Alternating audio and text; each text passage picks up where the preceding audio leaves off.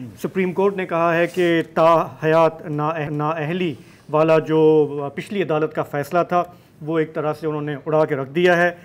فیصلہ کیا ہے کہ صادق اور امین کی جو تشریح اب تک چلی آ رہی تھی، اب سپریم کورٹ نے کہا ہے کہ جی پارلیمان اس کو دیکھے، وضع کرے، اس کا کرائٹیریا بتائے، اس کا پروسیس بتائے، تب جو ہے اس کو دیکھا جائے گا۔ اس فیصلے کے بعد میاں نواز شریف اور جہانگیر ترین الیکشن لڑنے کے اہل ہو گئے ہیں، اور یوں ہم کہہ سکتے ہیں کہ میاں نواز شریف کا جو ایک ایم ہے چوتھی دفعہ پرائم منسٹر بننے کا، اس کی راہ میں حائل آخری رکاوٹ بھی اب ہٹ چکی ہے۔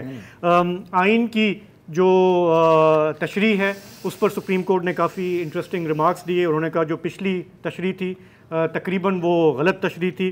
انہوں نے یہ بھی کہا کہ کسی کو بھی اس طرح الاؤ نہیں کر سکتے آپ کے آئین کو اس طرح سے استعمال کریں بطور ہتھیار۔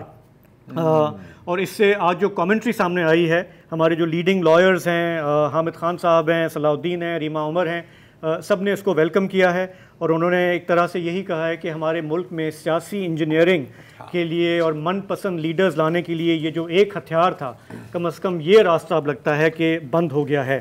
تو یہ لارجر بینچ تھا، فیصلہ آیا 6-1 سے۔ ایک جج صاحب نے اس سے ڈس ایگری کیا اور وہ ہیں جسٹس یحییٰ افریدی، لیکن اکثریت نے اس سے اگری کیا اور اس کو لکھا بھی جسٹس قاضی فائز عیسیٰ نے۔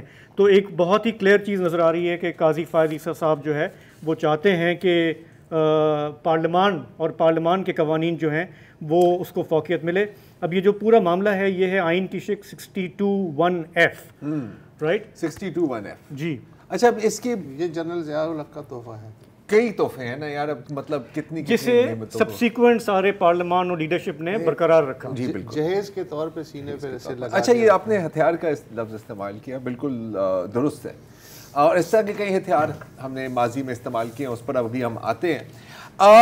ابھی جو سیاسی ماحول ہے تو ظاہر ہے کہ ہر ایک چیز کا ریئیکشن پارٹی لائنز پر ہے، تو ظاہر ہے نواز شریف کی پارٹی اور یہ سب کہتے ہیں یار یہ تو بڑا اچھا ہوا، اور وہ تو کہتے ہیں کہ جی جو ہمارے ساتھ جو ناانصافی کی گئی تھی اس کو اب ریورس کیا گیا ہے، چلے صحیح ہے۔ پی ٹی آئی جو بھی پی ٹی آئی ظاہر ہے کہ کہہ رہے ہیں کہ جی یہ تو ایک پرسن اسپیسیفکلی آپ نے کیا ہے، اور جہانگیر خان ترین بھی آتے ہیں، اور دونوں آپ کو پتہ ہے کہ ان کا کوئی خاص اس وقت چڑی بڑی نہیں ہے، وہ بھی ایک طرح سے صحیح ہے، لیکن فیصلہ اچھا ہے۔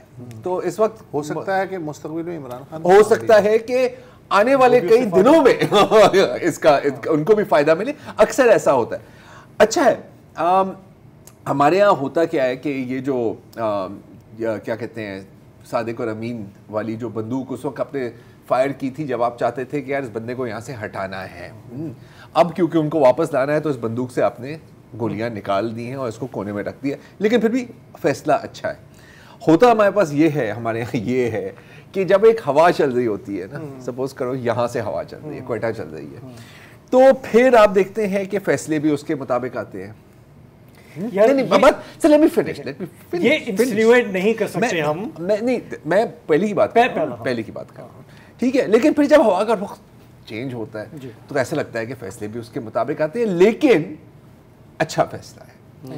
مسئلہ صرف یہ ہے کہ کوئی نیا ہتھیار ہمیشہ ڈھونڈا جاتا ہے، کیونکہ یہ بالکل یہی ہوتا ہے نا، دیکھو مین تو گیم ہے ایکسپیریمنٹیشن کی نا، آپ نے یہ ایکسپیریمنٹ کیا، آپ نے وہ، اسی لیے تو مریض بیمار ہے۔ R&D ریسرچ اینڈ ڈیولپمنٹ ہے جس نے کبھی تک ایک کوئی اچھا پروڈکٹ نہیں بنا۔ جمہوریت کے R&D میں پاکستان سب سے آگے، سب سے R&D ہے، لیکن میں کہتا ہوں یہ تو بہت اچھا ہوا، اگلوں کا کام بڑھ گیا نا، اب they will look for something else. ہمیشہ یہ ہوتا ہے، ہمیں مداخلت کرنی ہے سیاست میں تو کوئی اور طریقہ آئی ایم ریئلی پلیز کہ عدالت نے بہت ہی کلیئرٹی کے ساتھ، بالکل بہت ہی میجورٹی لارجر بینچ ہے یہ، انہوں نے یہ فیصلہ دیا۔ بہت تعریف کر رہے ہیں، واہ واہ واہ ہو گیا، لیکن آپ کو خوشی نہیں ہے؟ نہیں، خوشی ان کو خوشی ہوتی نہیں ہے کبھی۔